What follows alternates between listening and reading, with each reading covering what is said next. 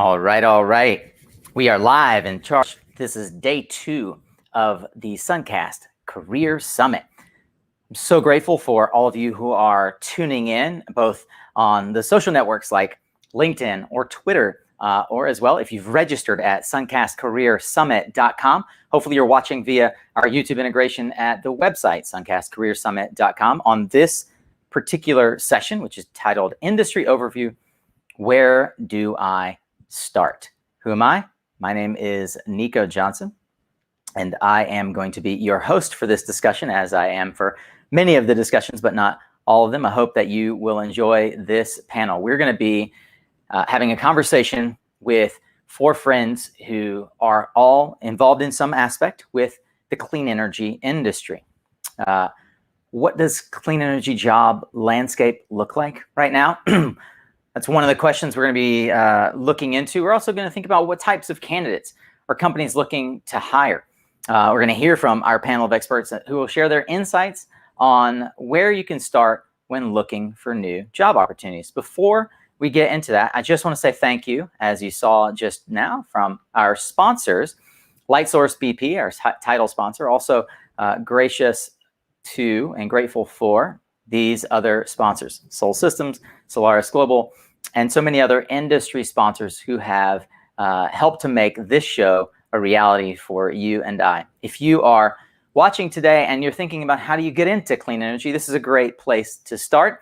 And if you missed yesterday, then I would encourage you to sign up for our All Access Pass or our Evergreen Pass. You can watch the replays. We had an amazing panel of discussions throughout the day with Erica Jefferson from Black Women in Science and Engineering, from Paula Glover from American Association of Blacks in Energy.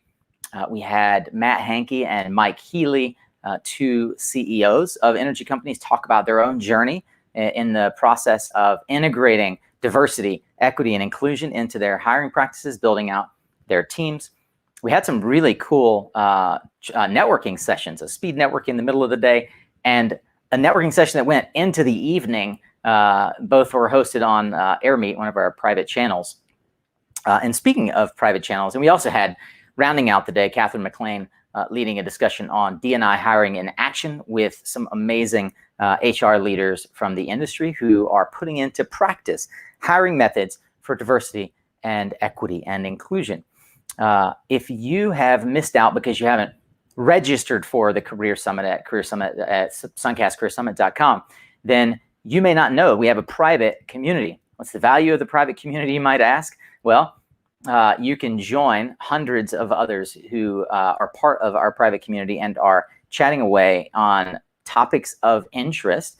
You get exclusive access to not only yesterday's speakers, but many of today's speakers who've already joined the community, and others we hope will join us as well. Extra content, workshop takeaways, job postings, candidate pool, and more.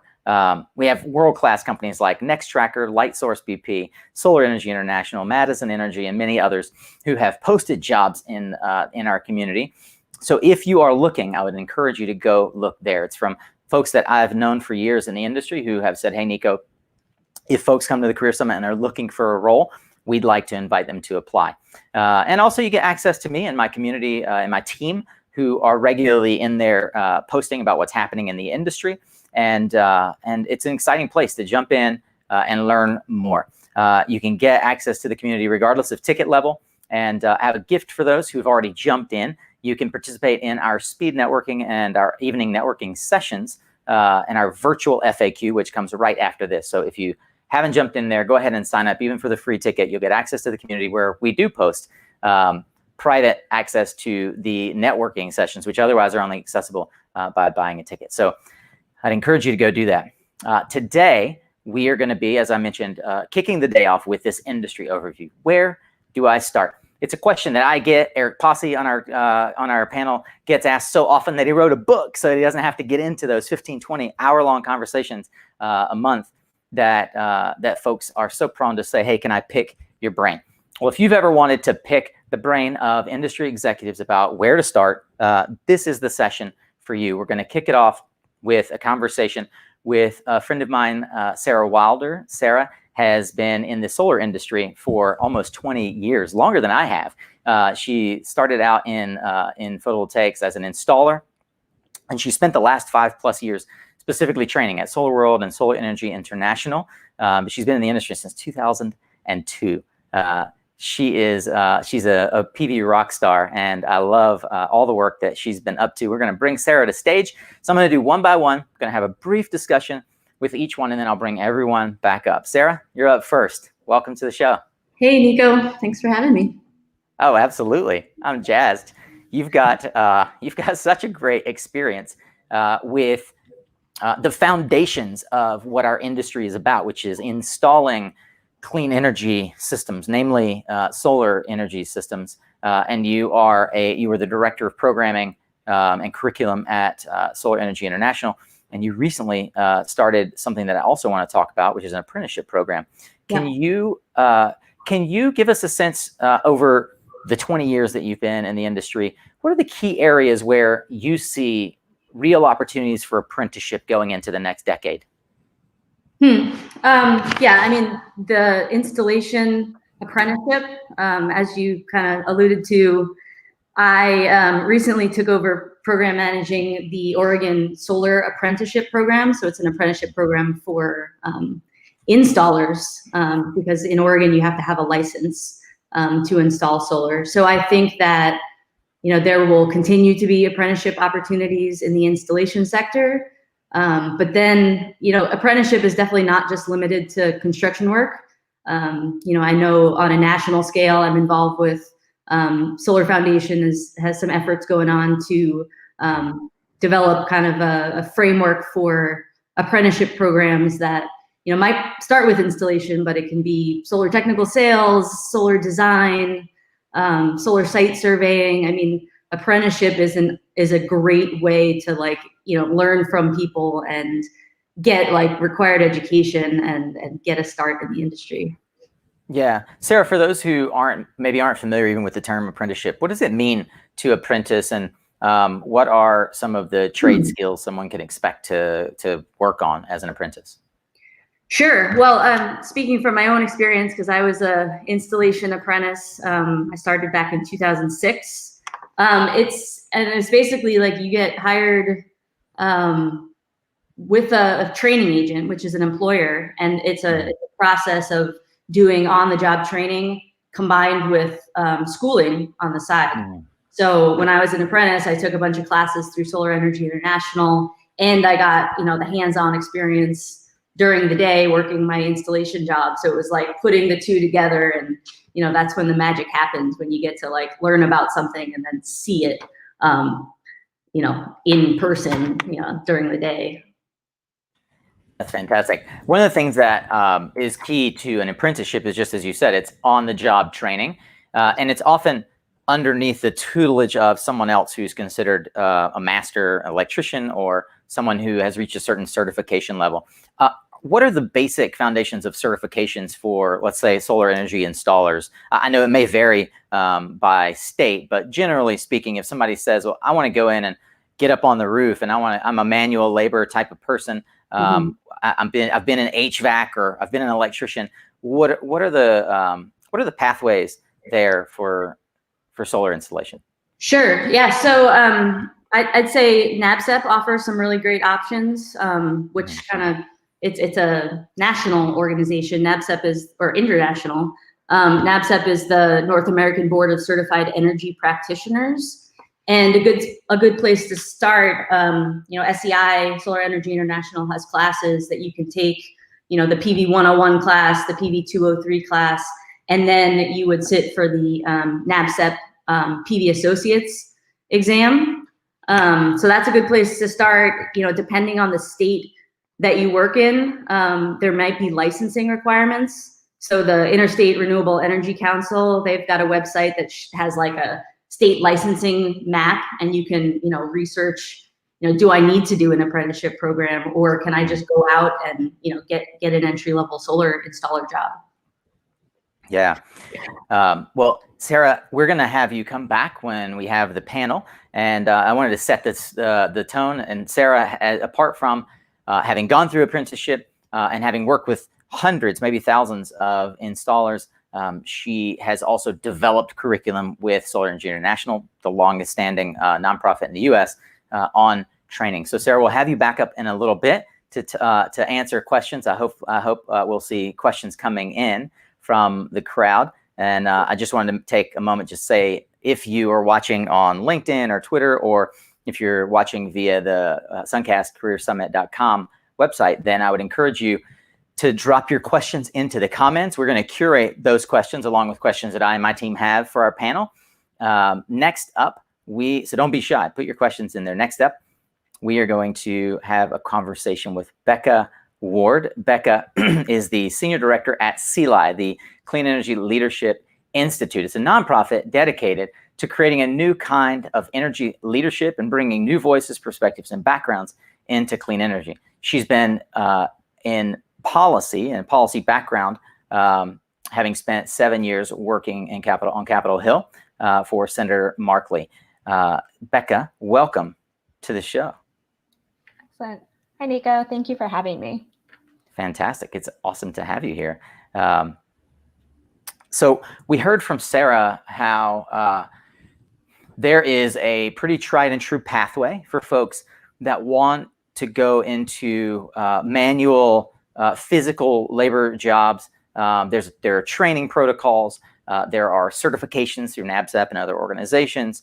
One of the things that we've seen generally, though, is a lack of overall professional development that's focused in the way that architecture or marketing even have professional curriculum development, and especially for young professionals. One of the things I'm so impressed with is CLI's intention of creating a diverse community of change makers across sectors and disciplines to transition to an equitable, decarbonized, and resilient energy ecosystem. I'm not making that up. That comes from the CLI website. But I'd love to have you explain how the CLI fellowship program works, slightly in contrast with, say, the kinds of trainings that Solar Energy International is engaged in.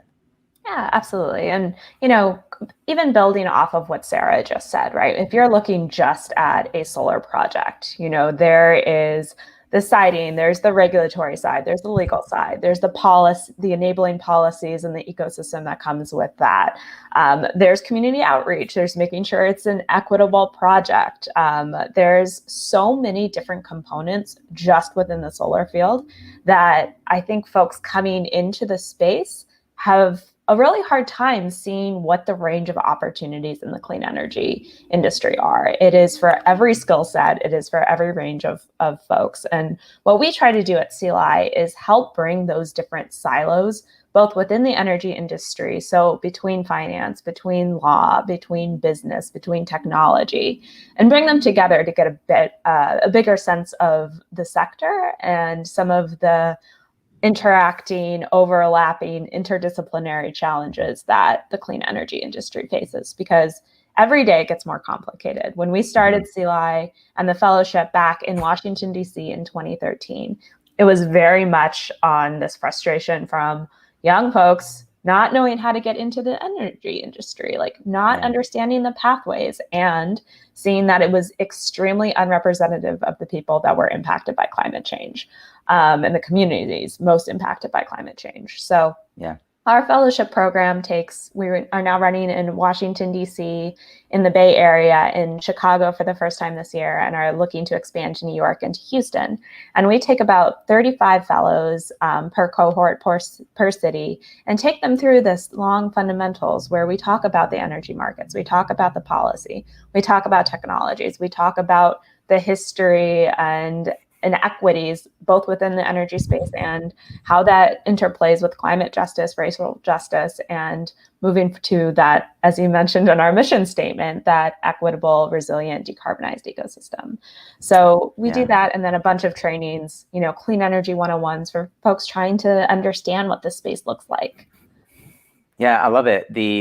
One of the things that's really, I think, is amazing about CLI is that the trainings are done, you have staff, but you also have industry folks come in who, I'm thinking, I know that John Powers is one example of folks that have come in and done specific trainings on helping the fellows get a foothold of where they fit in the industry. Where do you see fellows coming from? I'm really curious to know, like, is there, do you have data on the sectors or the kinds of jobs that people are leaving to come into clean energy? So we increasingly over the last year or two have been actively recruiting transition candidates, and we get a lot of folks coming from sales, from finance, looking to transition over, from a general like engineering background looking to transfer over. But our overall demographic, now that we've just finished our 2020 fellowship, we've have about 600 alumni that have gone through the CLI fellowship, and it's pretty well distributed between the public sector, the private sector, across industries, government. We are really intentional about trying to get that snapshot so that you have folks in every corner of clean energy that you can talk to. And right now, as you mentioned, we are very intentional about trying to help create a more diverse clean energy workforce. Our alumni run about just north of 50% female and about 35% people of color. So that's a very intentional effort for us, and we hope to help the industry there as well. Yeah. Two quick questions. How long is the fellowship, and is there an age range or any sort of an age limit? I know some of these fellowships, they don't, for career specific reasons, like older than 30 or you're too old. I'm just wondering, is this something that somebody like me at 41 could do, or? Yeah, absolutely. So our fellowship, I should highlight, is non-residential in that most folks are working while they're doing this. We meet one night a week normally, plus some weekends, through about a 5-month period. And we'll be releasing applications in early January for our 2021 cohort. We do not have an age limit. The hardest requirement we have for the fellowship is you have to either have 3 years of clean energy experience, or 5 years in another industry and looking to transfer in. But more than anything, we're just looking for folks that are passionate about bringing about this equitable energy transition. I love it. So check us out. Yeah, absolutely. Well, we're going to bring you back up in just a minute, but talking about someone else who is passionate about bringing renewable energy to the world, I'm going to bring my friend Joe Tassone to the stage. Joe, how you doing, buddy? I'm doing very good. Thank you, Nico. Absolutely, man. For those who are fans of SunCast, I hope that you will have listened to this gentleman's episode. Joe is an experienced executive and real estate professional. He spent more than a decade in the telecom industry, broadly focused on acquiring land and building cell towers and managing teams of companies within the telecom industry. He has a tremendous and demonstrated history of working in fast growth environments. And he has also a really, really strong business acumen. Joe is one of the guys that I turn to often for insights. He's a particularly, one of his particular pursuits of interest is around customer service. So maybe we'll get into that in a minute. But Joe, I wanted to start off with, you represent sort of the opposite end of the spectrum from the folks that typically are being trained by SEI or going through CLI, in that you have deep experience. You're in your sort of second career, as it were. How was getting into renewables, when you decided to make that transition from telecom into renewables, how was it different from when you started in telecom back in the 90s? Well, it's a really good question, Nico. When I started in telecom in '96, so by the way, I have over 20 years experience in wireless telecom. It was the Wild West. I mean, it was, you had Sprint, T-Mobile, Verizon, the AT&T companies, all vying for licenses. I didn't even know what I was doing. They were just hiring people literally off the street. If your brother worked at a company, if your friend worked at a company, you were hired. No experience, very little training. What I see in the renewable sector right now, it is definitely an explosive sector, but it's a little bit more,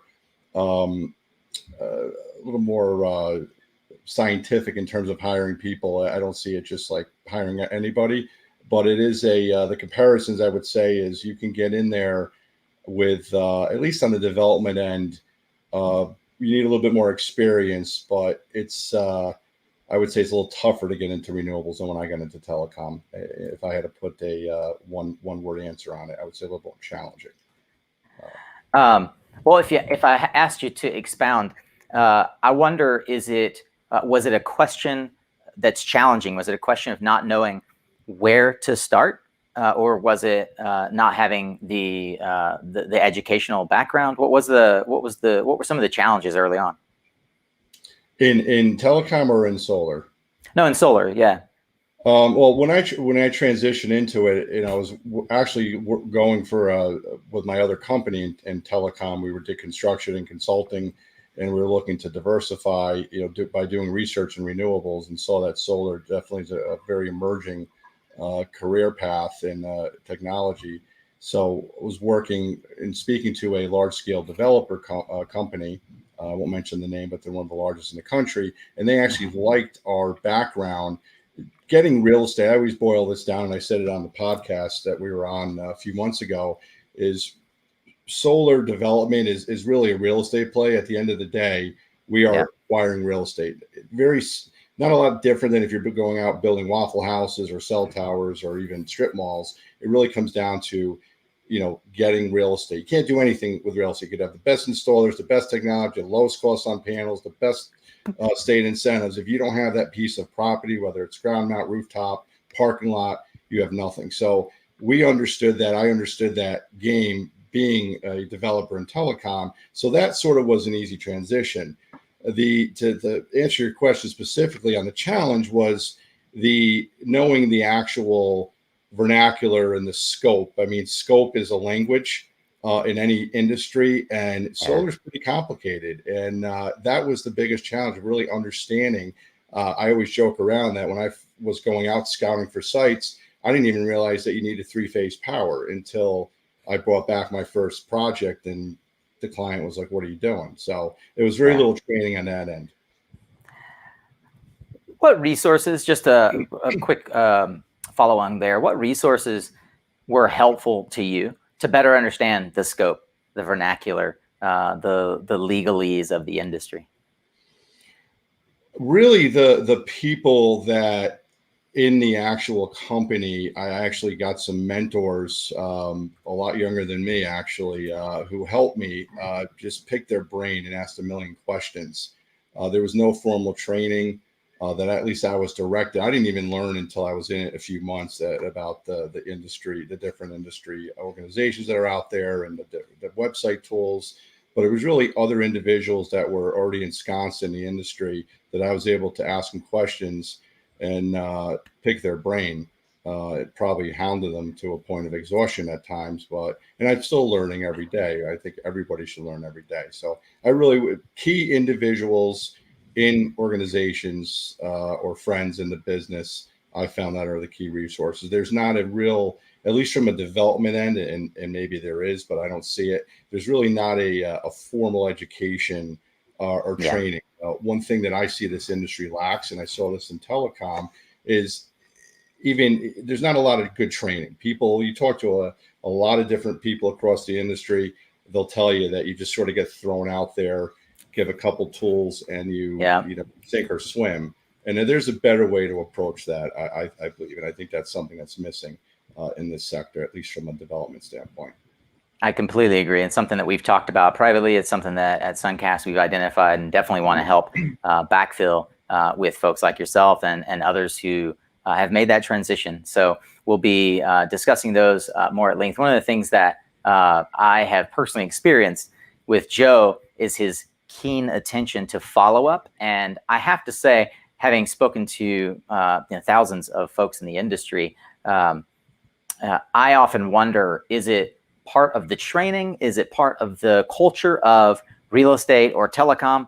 But the folks that I meet who have your background and training are very, very diligent. And I know that the company you mentioned, which I'll have some other questions about that soon, the company you mentioned, like that's one of the filters for good development companies is they look for folks in the real estate industry, look for folks coming out of the telecom industry, and there are key characteristics that make I'll say good developers. So when we bring you back, I'm going to ask some of those questions about what you're seeing as needs and opportunities in the industry. But for now, Joe will say goodbye to you for a sec. I'm going to bring up my other dear friend, Eric Pasi. How you doing, Eric? Hey, Nico. Doing well, man. It's a beautiful day here in Minneapolis. Fantastic. Eric is the Chief Development Officer for Impact Power Solutions, also known as IPS, a company with 15 years of renewable energy experience. And he's helped accelerate significant solar power development, not just for IPS, but for the region, being involved and invested in Minnesota and the upper Midwest.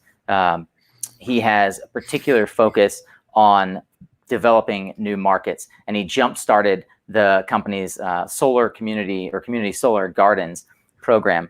For those who are SunCast listeners, he also was a very recent guest. So hopefully some of you have listened to his episode. And in that, we mentioned that he has a book forthcoming called Clean Wave, A Guide to Success in the Green Recovery.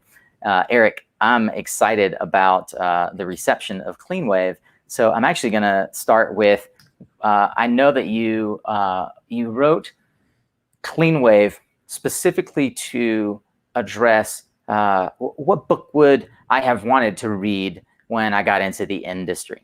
So with that in mind, what are some of the common questions that you get from folks who are looking to start in the industry? I know you get a lot of inbound requests for guidance and feedback.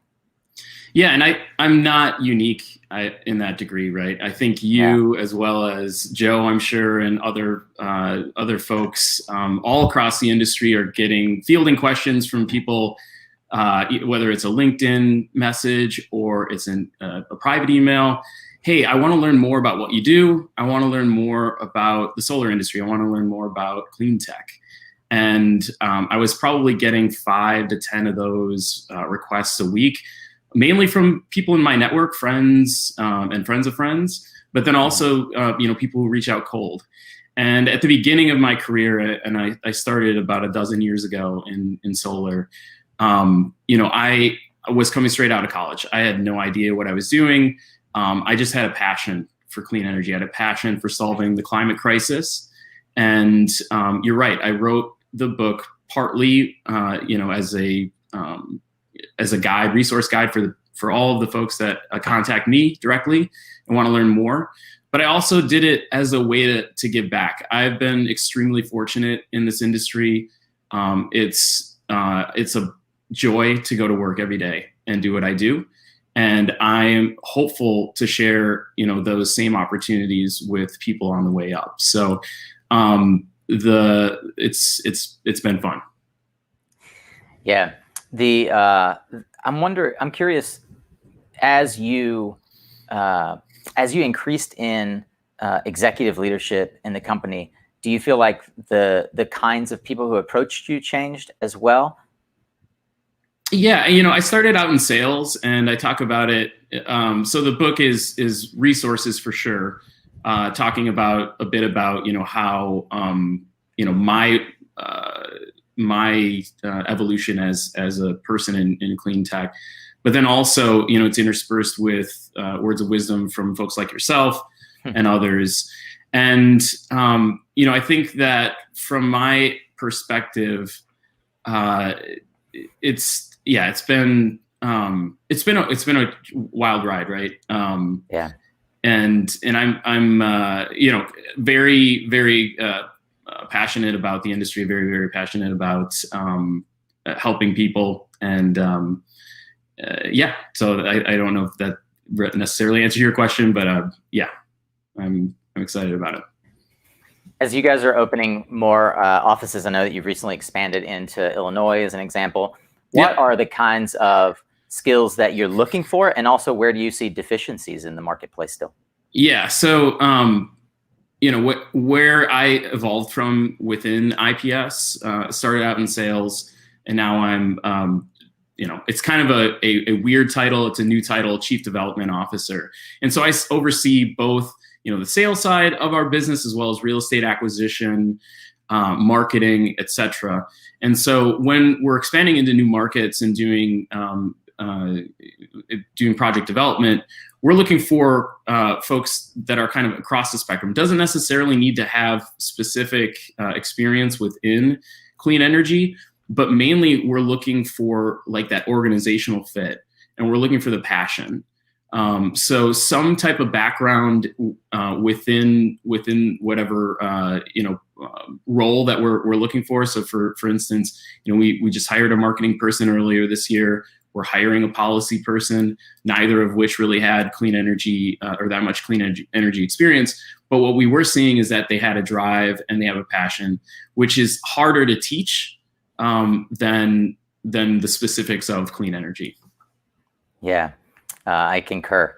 It makes me ask myself the question: how do you filter for that as a first pass in the job requirement document, right? If you write passion, everyone's going to say, I have passion. So is there anything in particular that you look for that tells you someone is in fact passionate about it? Yeah, so absolutely, right? When we posted our job openings, what we've seen in general, right, is that if you're just responding on Indeed or LinkedIn and kind of just pushing the button, it's really going to fall on deaf ears most of the time. And what we've seen is that people who've networked in, right? So if I know, if I was searching for a job, I knew somebody that was either at the company or connected to somebody, and LinkedIn is a great resource to understand, how many degrees of separation you are from somebody that might be in a hiring role.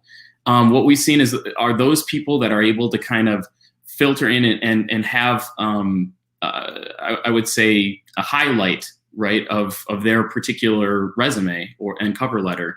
It's those folks that show that initiative and that drive. And that's where, words and names start to jump off from the page. So that is certainly, a way to get noticed.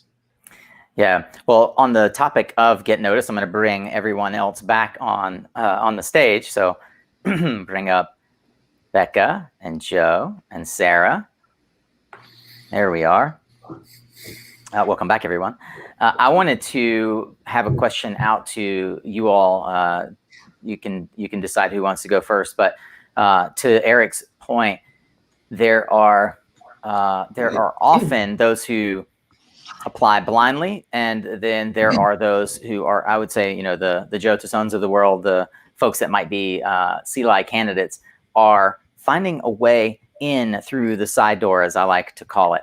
So what networking tips have you seen that really work? And I'm curious to hear all of your perspectives, but feel free, who wants to take the stage?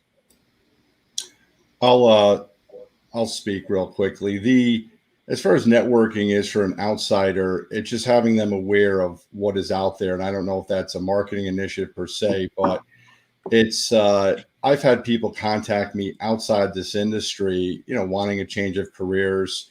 And I've helped them out as much as introducing those folks that I knew at other companies. And some of the challenges, and I believe I articulated this at our pre-call, there was a person, a C-level type candidate who's almost retired from telecom, made a lot of money, developed projects all over the world. I mean, I would hire this guy to run my company. He was looking for a mid-level management position at a developer company and wasn't even called back, because sometimes people have this myopic view of well, that person doesn't know, what a 380 kV, line is, and they're not good for us. So it's being open-minded. But the answer from your networking standpoint, LinkedIn, if I found, is one of the best sources out there in terms of somebody that wants to get into the industry who's watching this. Is just pay attention, sign up for the different groups, make connections through people. And there's articles and opportunities every day that I see. And to me, that's a very strong, and I pass those on to certain people that I know that are looking for career changes. Yeah, I'm going to tag on to that. We have a LinkedIn tune-up session tomorrow for those who are signed up for the workshop, where we'll talk specifically, myself and a friend Les, about how you can leverage LinkedIn to get into the industry, literally to start building those relationships before you ever speak to anyone. So that's a super tip, Joe.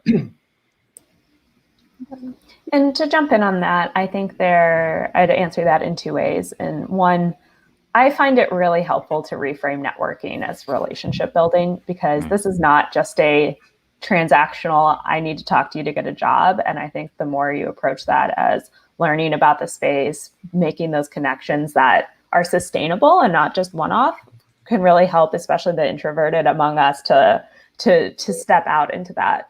I'd also say that, we spoke a little bit about demonstrating passion.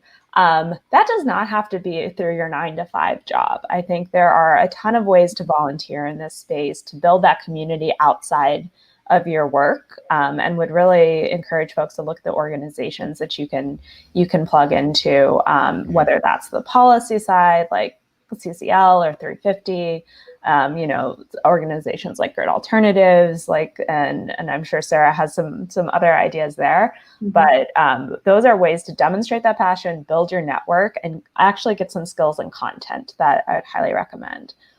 On the opposite side of that, I would also say for folks that are hiring, and I know there's a mix in the audience, right? It needs to also be intentional if you're trying to recruit both diverse candidates from various backgrounds. Sometimes as we just go one degree of separation out, we tend to end up with folks that all look the same. And so I'd also challenge that, get out of your 1 degree separation network and really stretch to be in different spaces. Yeah, that's a really key point. I have a couple things to add. So one great place to network. So SEI, I kind of mentioned before, we have this PV 101 class, and we're giving away a bunch of scholarships to that class. It's an online class. But Solar Energy International also has a RE 100 class, which is a free online, 6-hour intro to renewable energy. And both of those classes have online forums where there are students like the RE 100 class has thousands of people in it from around the world at any given time. The 101 session has over 100 people in the class. Every 6 weeks, a new session starts.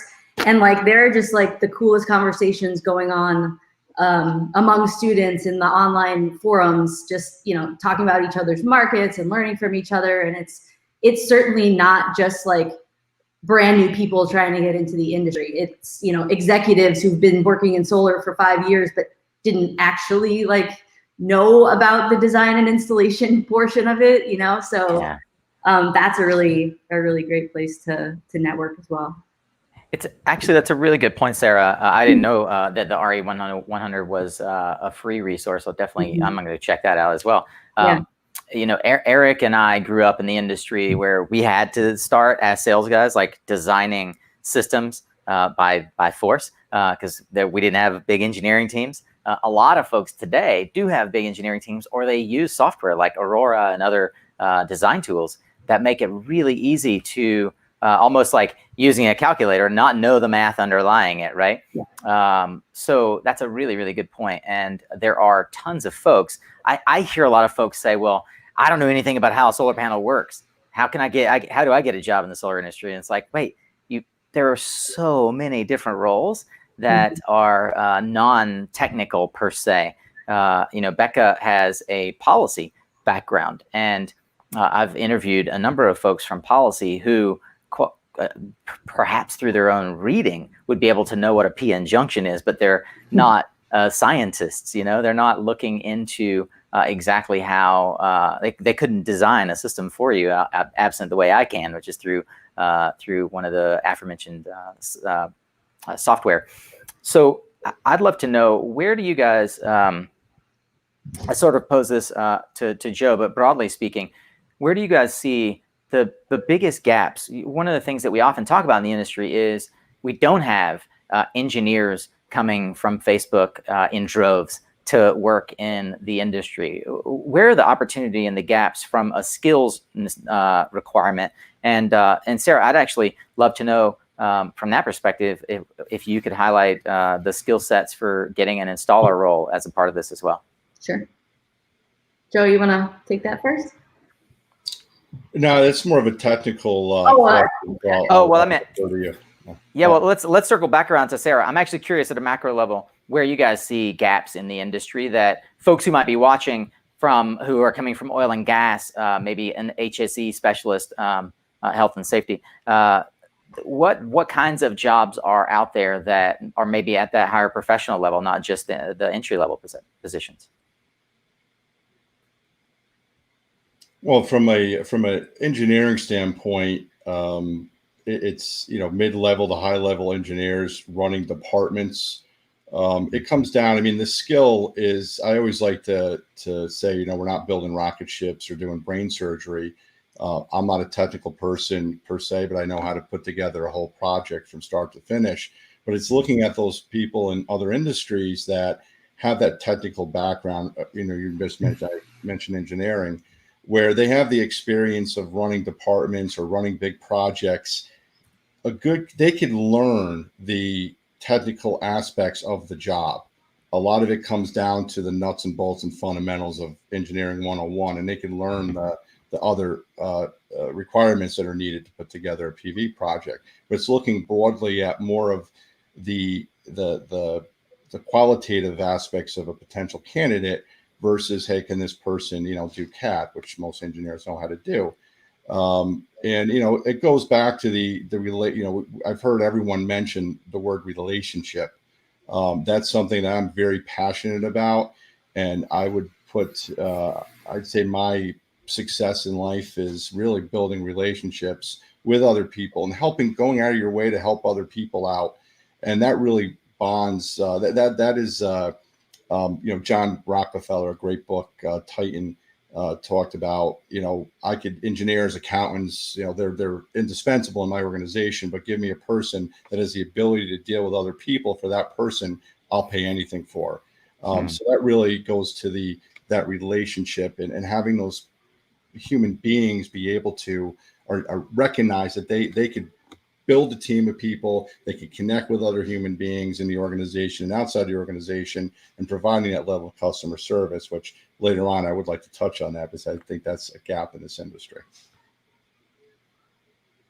Go for it. I'll jump in on just your question about the installer qualifications. And this, this all ties together with other things we've talked about.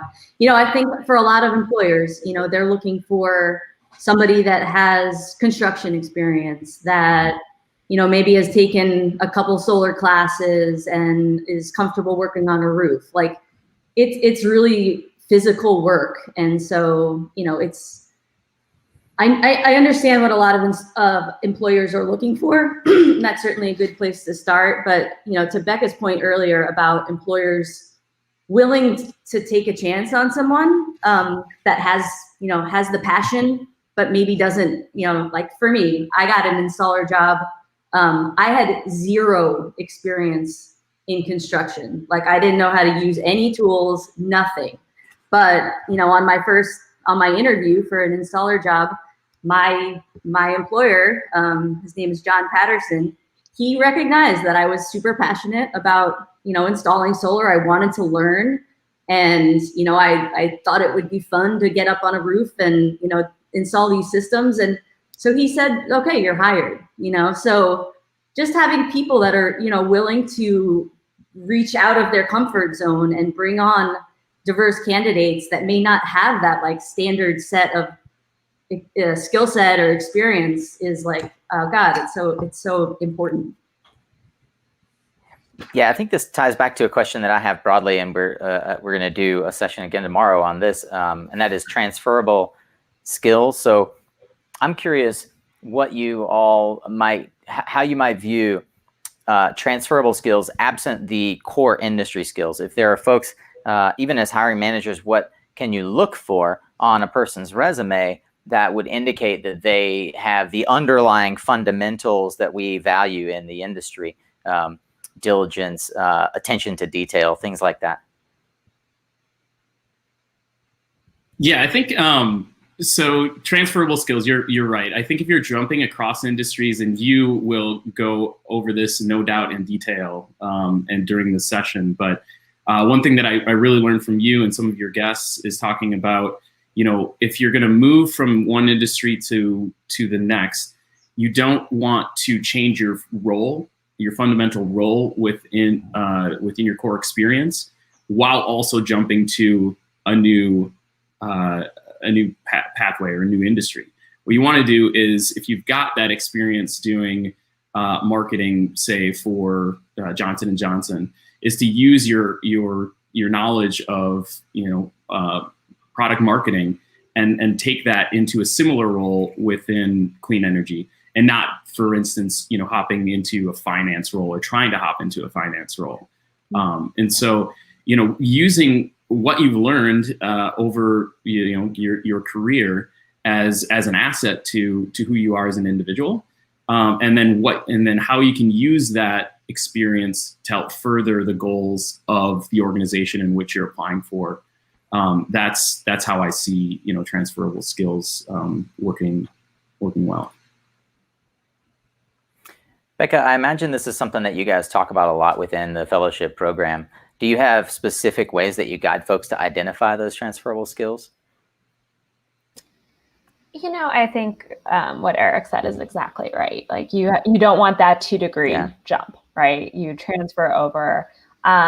What we tend to do is try to help illuminate where those skills actually match. Like, folks generally have a good sense of like, this is what I'm good at. This is what I enjoy doing. And normally when they're looking to transition into the clean energy economy, right, it's for 2 reasons. It's this is going to be the future, and I don't want to be left behind in this. Like, this is the best time to enter clean energy. It is so dynamic. It is so transformational. Like, this is a great time to enter it, and folks feel that. Or, they want to address climate change. They want to do something that they feel is beneficial and meaningful and gives them purpose.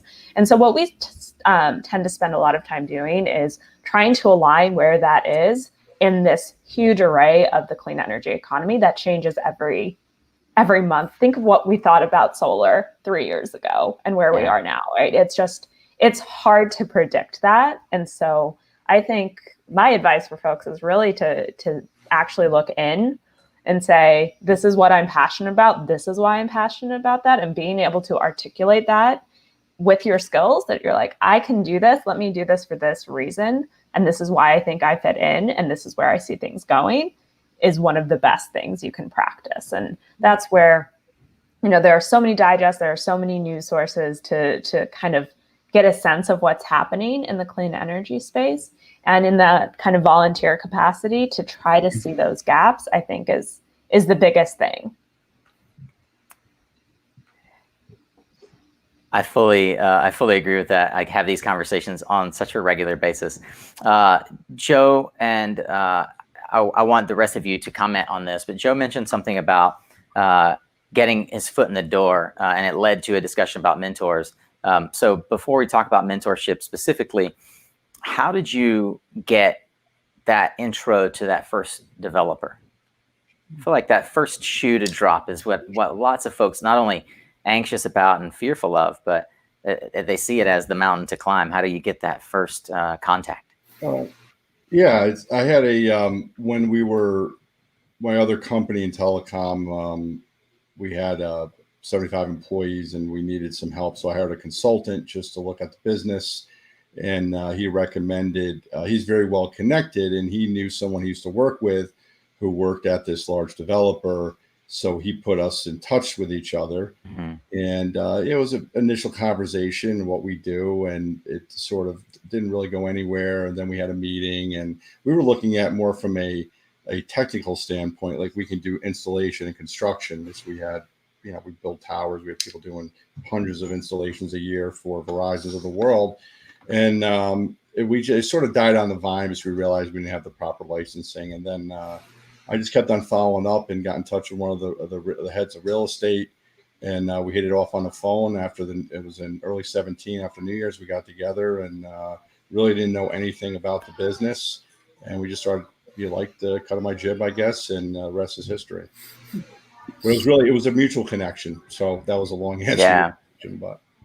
Yeah, that mutual connection link is super important. And it doesn't have to be a very personal mutual connection if you, as Becca said, think about networking as relationship building. And it's time value equation. It's not something where oh, I've liked and commented on this person's stuff for a month on LinkedIn. Why aren't they accepting my invitation request? I'll also point out what Joe just said is related to what we call informational interviews. I find so many folks who want to, I mean, this is what it comes down to when they're reaching to Eric and myself and Sarah and Becca, I'm sure get this as well. They'll say, can I pick your brain? I mean, that's the equivalent of an informational interview. And I've said to folks, hey, if instead of saying, hey, I'd like to pick your brain, you said, I'm considering a role of, I'm considering going down the development path and I have these 3 questions. Can I grab 5 minutes of your time? It's so much easier to say yes to that request than, so doing your homework and actually positioning your ask with even as simple as, I've seen a very, very successful, a friend of mine who's very successful at getting indoors. He will research and he will build those relationships through LinkedIn and other ways. He'll have folks email introductions for him. And always when he gets that email introduction, it'll say, hey, Joe, I noticed that you do this. I'm thinking about doing something similar. Would you recommend me to do A or B? Right? It's literally like the easiest question to answer. Joe can just respond and say, A, I hope it goes well. Let me know how it works. Right? I find that a lot of times folks just don't do the homework and they try to put all the work on, I'll say us as the recipients of the ask. And it's similar to like, if you want somebody to recommend you, I mean, Eric did a great job of this. I mean, a little bit of how the sausage is made, but Eric just wrote this book. I did interview on the book for him and it was a fantastic opportunity. But for a testimonial, Eric very smartly said, Nico, I wrote this testimonial. Does this sound right? And I tweaked it a little bit. That's the way this stuff works. If you can sort of pre-script the ask and make it easy for folks, networking then becomes easy and relationship building becomes more about what you're doing for the person you're asking help for.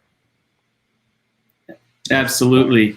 I have a couple of good anecdotes from the book actually, and some that came from some of the interviews that I did. One is with Jake Rosemarin. He was a former guest of yours, founder of Eco Branded, which was successfully acquired by Antenna Group, and now he helps to head the renewables department. And he was telling me about how he would contact, thought leaders and people that he really wanted to connect with, and maybe potentially even, work with from a sales position via telling them that he was writing an article for Medium.com. In which he might have been doing. And so there's a lot of that hustle, right? And then he was saying, instead of just reaching out cold, he'd get a response within 5 minutes of people replying and saying yes. So there's a lot of hustle to it. And there's another example, Evan Hines, who's the founder of Climate Base, which is a really good resource for clean energy jobs out there, climatebase.com. And he was talking about how he started a podcast, and I guess we know some people that have podcasts, right? And he would reach out. He really wanted to work in the tech industry in Silicon Valley. Had 4 interviews on his podcast and was hired. It's stuff like that where you can bring value, right? And then people get to know you, and you're authentic and you're genuine, and people like you, and then they say, you know what, I could see this person in a role, at my company. And so it's things like that that I've found to be really, help people be successful. Yeah, I'd love to share a quick story about one of the best people I've ever worked with. Is a woman named Jenny Hall, and she asked me. She did a pre-apprenticeship program through the Oregon Tradeswomen program, and we did an informational interview. We had a beer, we chatted, exactly that happened. Like you were talking about, Eric, it was like, oh man, how can I figure out how to get this person a role? And she wound up volunteering for like 6 weeks or so with my company. Turns out she's like an aerospace engineer and she's amazing. And 6 months later, she was a co-owner of the company, because it was like, wow. We need this person. And it just kind of all starts with like a genuine relationship building, Yeah. Go ahead, Joe. While we're sharing anecdotes, I have a really good one too. And this is I believe, hiring people right out of college too. I mean, I know, me being an old timer, today's generation gets knocked sometimes, but there's a huge pool of great talent that is coming out of school, maybe this year, next year, maybe out of school a couple of years. They're not really sure what their career path is going to be. And a person that I brought on board with my other consulting company, he was actually the guy's father was a friend of a friend. And anyway, came to my house, just graduated school, said, I'm intrigued by renewables. I'm actually going to move to Puerto Rico and try to do it down there. And I said, listen, I can't pay you. I mean, it's commission based, finding leads and originating projects. But what I will do is I will be a wealth of knowledge for you and train you. And when I tell you 2 years later, he is a rock star. I mean, one of the best human beings I've ever worked with. I mean, he is crushing it for me. I can't say enough good things, and he's doing exceptionally well for himself financially. So that is somebody. It was a very low risk hire.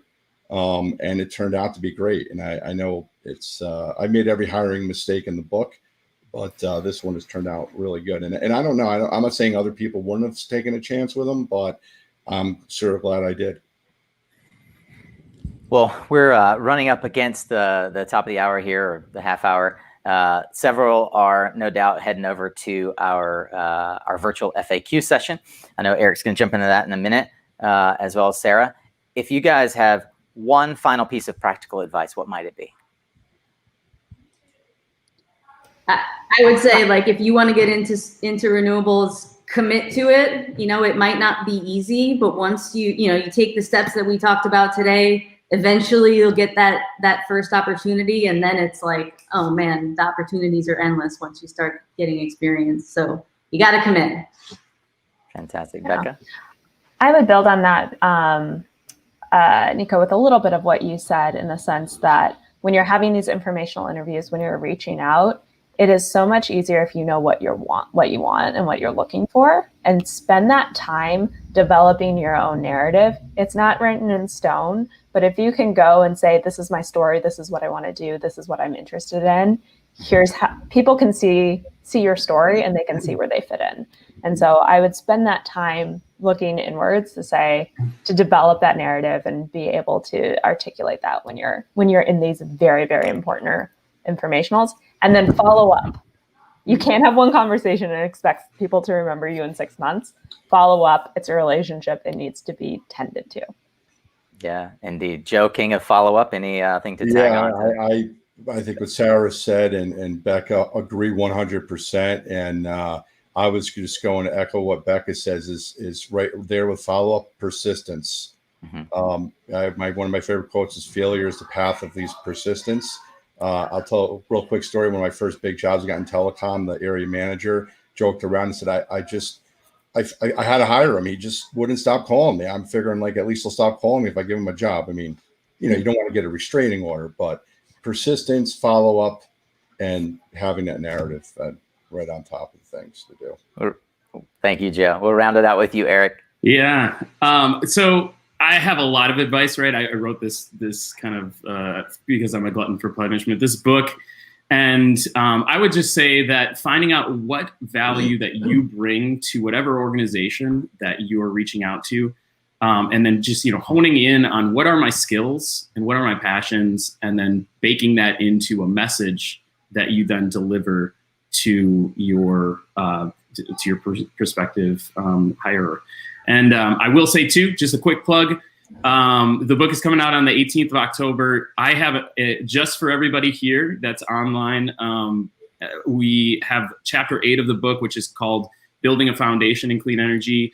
Have it for free for download, cleanwavebook.com/foundation.